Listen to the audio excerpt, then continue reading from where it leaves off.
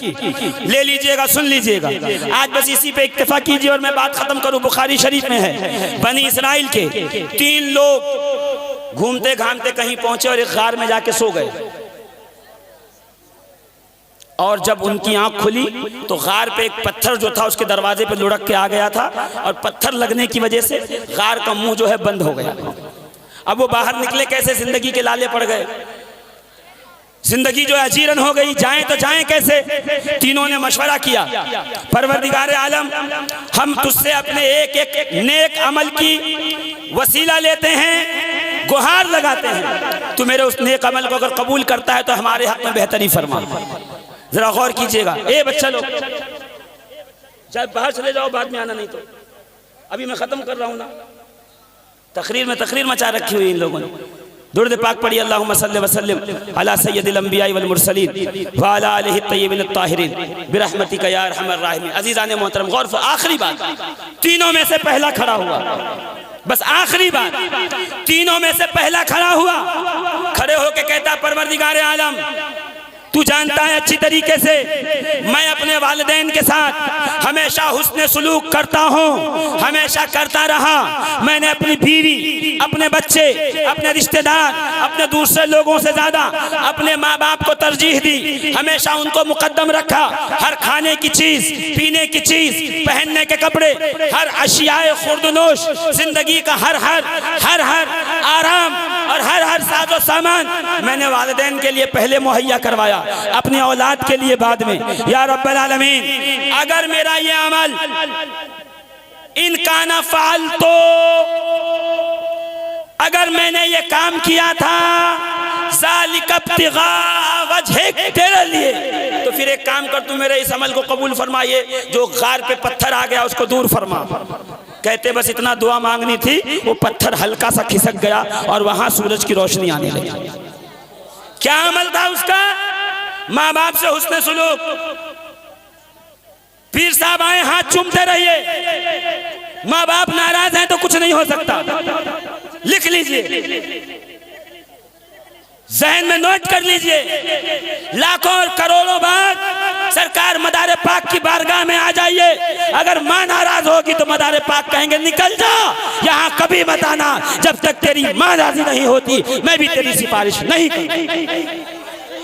माएँ रो रही हैं, माएँ तड़प रही हैं, दामन भीग रहे हैं, दामन तर हो रहे हैं। बाप का आलम यह है, गली गली कूचे कूचे मारा मारा आवारों की तरह फिर रहा है, कोई उसका पूछने वाला नहीं, पुरसाने हाल नहीं। जब छोटे थे ना, हफ्ते में एक बार जब उसे पैसे मिलते थे तो आपके पसंद की मिठाई घर लाता था, वो आपका बाप है। जब से वो बुढ़ापे की गोद में गया, सीने पे हाथ रख के बताओ कितनी बार आप घर में कोई सामान लाने से पहले ये ख्याल करते हो ये मेरे बाप को पसंद है, ये मेरे वालिद को पसंद है, आज वो ले जाऊंगा जिससे मेरे वालिद खुश हो।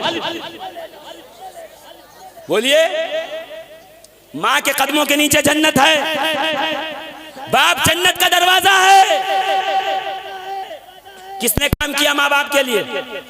यहाँ तो आलम यह है, नौजवानों का खुदा की कसम कहता हूँ, मैं अक्सर जानता हूँ, मेरे पास केस आते हैं, इतनी जोर से चिल्ला के माओं से बात करते हैं कि माँ डर के कहती नहीं नहीं मेरे बेटे को कुछ मत बोलना, उसके सामने मत बोलना, वरना जाने के बाद आपके डांटेगा। सुनो हदीस क्या है, जिसकी माँ उसकी ऊंची आवाज की वजह से डर जाती हो, याद रखना कयामत में उस बच्चे को जन्नत की खुशबू भी सूंघने नहीं मिलेगी। माँ बाप को नाराज करके नारा लगाने आ जाए, ट्रक पे चढ़ के जो है वो हरी हरी पट्टियां बांध के या रसूल अल्लाह नामूसे रिसालत के खातिर जान दे देंगे, ये है नामूसे रिसालत, ये है नबी की तालीम, ये है आपका घराना, ऐसे मुसलमान हैं। आओ बनी इसराइल के औलिया के पास चलो, सिर्फ ये कहा मेरे वालिदैन की खिदमत करता था, अल्लाह ने उस गार से पत्थर को हटाया। अब दूसरी बारी आई, सुन लीजिए, दूसरा अक्षर, या अल्लाह तू जानता है मेरी चचाजाद बहन थी, एक बार मेरे पास रुपया मांगने आई, मैंने कहा रुपया दूंगा इसी शर्त पे तू मेरे साथ नाजायज ताल्लुकात बना ले। उस राजी भी हो गई, उसकी मजबूरी थी, मैंने उस पर काबू पा लिया था, मगर उसने कहा देख मैं राजी तो हूँ मगर तुझे अल्लाह का वास्ता देती हूँ, मुझे अल्लाह के लिए छोड़ दे। तो परवरदिगार मैंने तेरे लिए उसको छोड़ दिया था, ज़िना से बाज आ गया था, हरामकारी से बाज आ गया था, मैं उससे दूर हो गया था, ऐ अल्लाह अगर वो अमल कबूल है तो तू इस मौत से हमें नजात अता फरमा। कहते ये दुआ मांगनी थी, वो पत्थर थोड़ा और खसा। अब आओ जरा फेसबुक और इंटरनेट इंस्टाग्राम वालों, रातों को 4-4 बजे तक देख के चैट करने वालों, हराम कारियों में मुब्तला रहने वालों, सुनो, दरवाजों पे जो है, सड़क पे, चौराहे पे, कॉलेज में, स्कूल के सामने खड़े होकर बदनिगाही करने वालों, सुन लो, ये सिर्फ और सिर्फ तुम्हारे लिए है। अगर अल्लाह इस नेक अमल की वजह से मौत को टाल सकता है तो ये बुरे अमल की वजह से अल्लाह आपको मुसीबत में नहीं डाल सकता। आज आजमाइशें इसीलिए हैं। मुसलमान बदनिगाही से नहीं बच रहा, मुसलमान ज़िना से नहीं बच रहा, शराब के अड्डों से नहीं बच रहा, चूहे से नहीं बच रहा। वो ये सोचता है कि मैं 2-4-10 नारे लगाऊंगा, नारे लगा के कामयाब हो जाऊंगा। नहीं नहीं, मदार पाक के मानने वालों, मेरे मदार से वालेहाना मोहब्बत करने वालों, तुम्हारी जिंदगी, तुम्हारी हयात भी ये बतानी चाहिए कि तुम मदार पाक के दीवाने कैसे हो, और उनकी दीवानगी नारे से नहीं बल्कि मदार पाक की इत्तिबा से हो। हाँ, बस आखिरी जुमला बच गया है इसका। बहुत मुझे पता है अच्छी तरीके से, बड़ा गिरा गुजरता है लोगों पे इस्लाह करना, मगर कोई बात नहीं है मेरे दोस्तों। दुआ कबूल होती है सूरह फातिहा पढ़ने से, जोर से, नेक अमाल का वसीला देने से, नेकियां करने से, माँ बाप का वसीला देने से, छोटे बच्चों का वसीला देने से। दुआ रद्द कब होती है? हरामकारी से। मस्जिद में बैठकर अगर आप वीडियो देखते रहें नाचने गाने के और सोचे मैं दुआ कर दूं कबूल हो जाए, नहीं हो सकता। ये महफिल जो है ना, ये महफिल बाग वाले मियाँ की महफिल, सुन लो, उस पे शरीयत का कलम नहीं है, तुम पे है। उसको नहीं पूछा जाएगा, तुम्हें पूछा जाएगा। हंस के दांत दिखा के जाने की जरूरत नहीं है, आपको पूछा जाएगा। बातें कड़वी लगे, जाने से पहले मैं माफी मांग लूंगा, माफ करे ना करे आपकी मर्जी है, मगर बात हक है, एकदम सच्ची है। ये मिंबर रसूल है। आज यहाँ पे क्या हो रहा है? जलसा। अभी सैयद शजर अली मियां साहब ना तो मनकबत पढ़ेंगे, सुनाएंगे। मैं 5 मिनट ज़्यादा ले चुका हूँ, बस आखिरी के 2 मिनट और बचे हैं मेरे, मैं बस इसको ख़त्म कर रहा हूँ। आज यहाँ ना तो मनकबत, कुरान तिलावत, अल्लाह अल्लाह की बातें। कल बुजुर्गों के कलाम कव्वाली की सूरत में, परसों कुल की महफिल है मौलाना, फातिहा की, सूरह फातिहा, कुरान तिलावत, दुआ। और क्या होगा? पोस्टर उठा के देखो, उठाओ, नचनिया, गवैये, गायक औरतें बुलाओ, यहाँ बैठा के इस मजमे में हुड़दंग होगा, हल्ला होगा, बदनिगाही करेंगे, लोग तरह तरह की बातें करेंगे, फहश कलमे कहेंगे, इसी जगह पे होगा। और आप सोचते हो अब दुआ मांगेंगे कुल में कबूल हो जाएगी, इसीलिए नहीं कबूल हो रही। वजह यही है, न बुलाइएगा, जाते वक्त मुलाकात भी न कीजिएगा, कोई मसला नहीं है। मैं किसी को भी एक नेक बंदे को पकड़ के बाइक पे बैठ के निकल जाऊंगा, मेरा कोई दिक्कत नहीं है, मुझे कोई लाव लश्कर की जरूरत नहीं। मगर सुन लीजिए, ये बेरहरवी बंद कीजिए। ये जो धीरे धीरे धीरे धीरे धीरे धीरे तुम सवाल की तरफ जा रहे हो ना, बस ये गांव का हिस्सा ले लो, बस आगे आगे मत बढ़ो। उसकी वजह क्या है? कबूलियत दुआ का वक्त जब होता है तो तुम ये जो है वो हुड़दंग मचा देते हो, बदनिगाही का यहाँ पे तमाशा करते हो। लोगों में क्या जाता होगा, इनके कैसे पीराने इल्जाम हैं जो आते हैं मकनपुर से, अल्लाह रसूल की बात करके जाते हैं, और तीसरे दिन उनके मानने वाले जो ये सब करते हैं।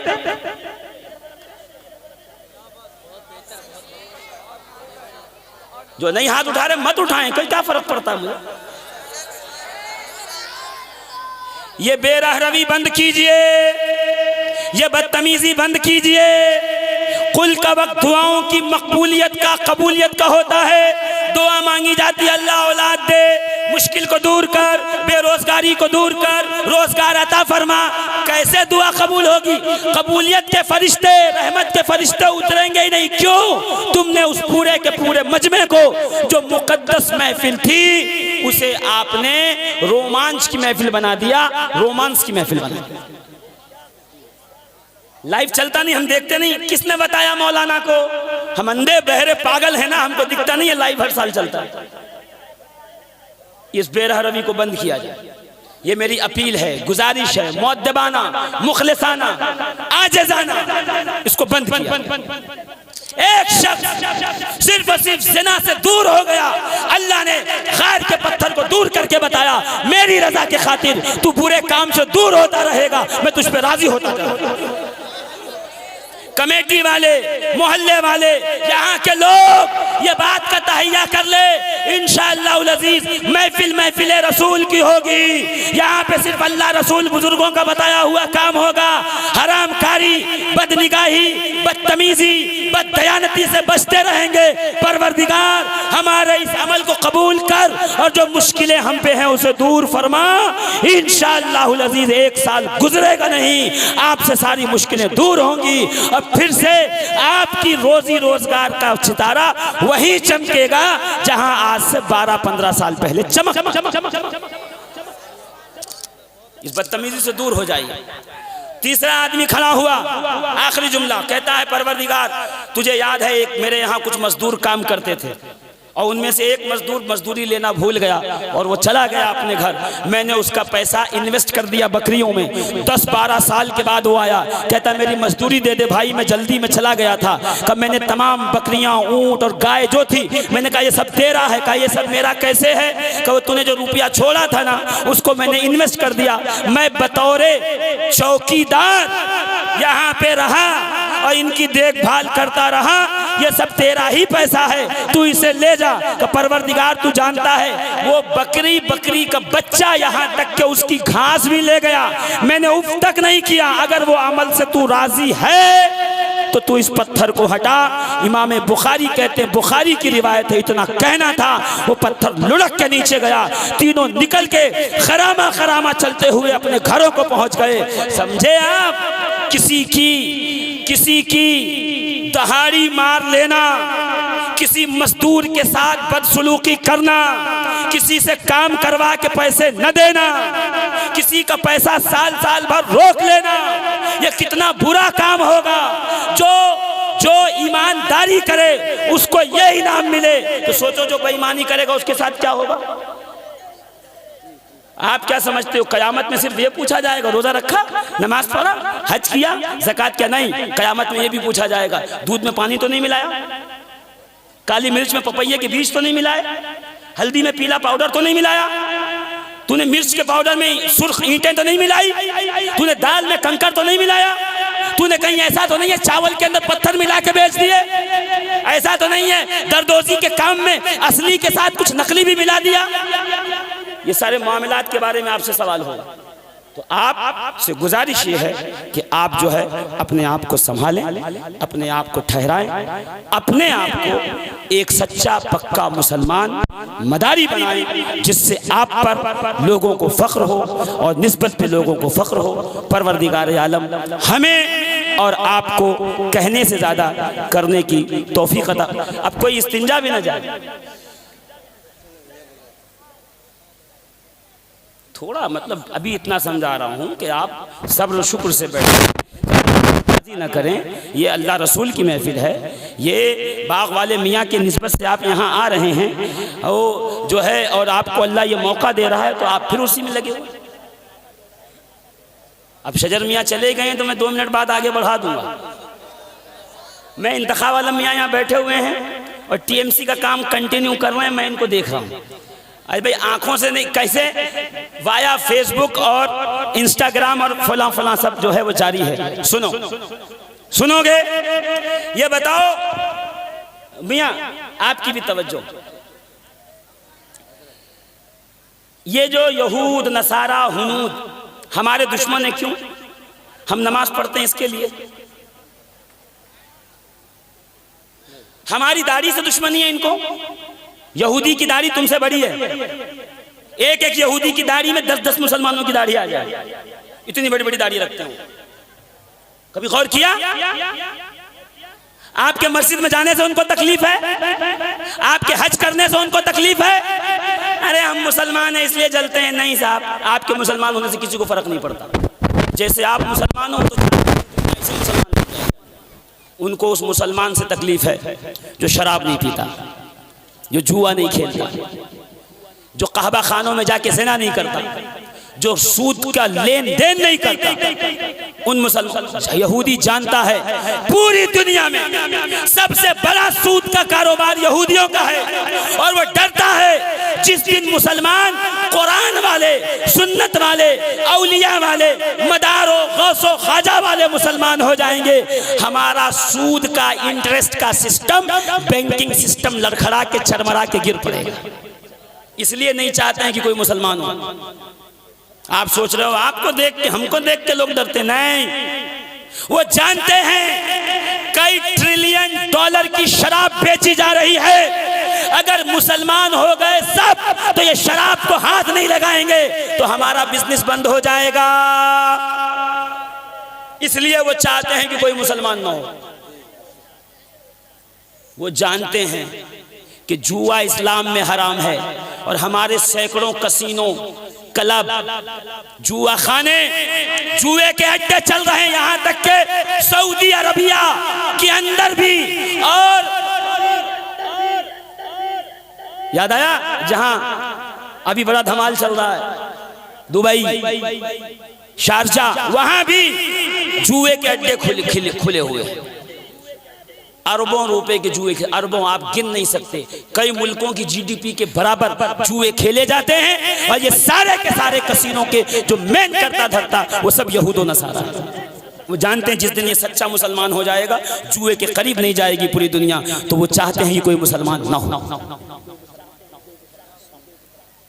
पूरी दुनिया में थाईलैंड से लेके जर्मनी तक जो कहबा खाने, जिना के अड्डे चल रहे हैं, उसको हैंडल करने वाला यही यहूद और नसारा है। वो जानता है मुसलमान ज़ानी नहीं हो सकता, बदनिकाह नहीं हो सकता, कभी जिना नहीं कर सकता। अगर सारी दुनिया मुसलमान हो गई तो हमारे जिना के अड्डों का क्या होगा? तो नमाज, रोजा, हज, ज़कात तो पढ़ो, करो ही। ऐसा ना हो हाजी बन के आओ, दुनिया पड़ोसी कहें बड़ा पाजी हो गया, जब तक हाजी नहीं था अच्छा था, जब से हज करके आए तो तमाशा कर दिया। तो अपने किरदार को बदलो, किरदार में इस्लाम को लाओ, अखलाक में इस्लाम को लाओ, सच्चे पक्के मुसलमान बनो, नबी करीम अलैहिस्सलातु तस्लीम के पीछे चलो। और रब फरमाता है अब कुरान मुकद्दस के अंदर, इन कुंतुम तुहिब्बूनल्लाह फत्तबिऊनी युहिब्बुकुमुल्लाह। अल्लाह फरमा रहा है अगर तुम अल्लाह से मोहब्बत करना चाहते हो, इसका दावा करते हो, इरादा करते हो, फत्तबिऊनी, मेरे हबीब की इत्तिबा करो, इंशाअल्लाहुल अज़ीज़ दुनिया में भी कामयाब रहोगे, आखिरत में भी कामयाब रहोगे। परवरदिगार आलम हमें नेक, अच्छा, बेहतर मुसलमान बनने की तौफीक अता फरमाए। अस्सलामु अलैकुम व रहमतुल्लाहि व बरकातहू।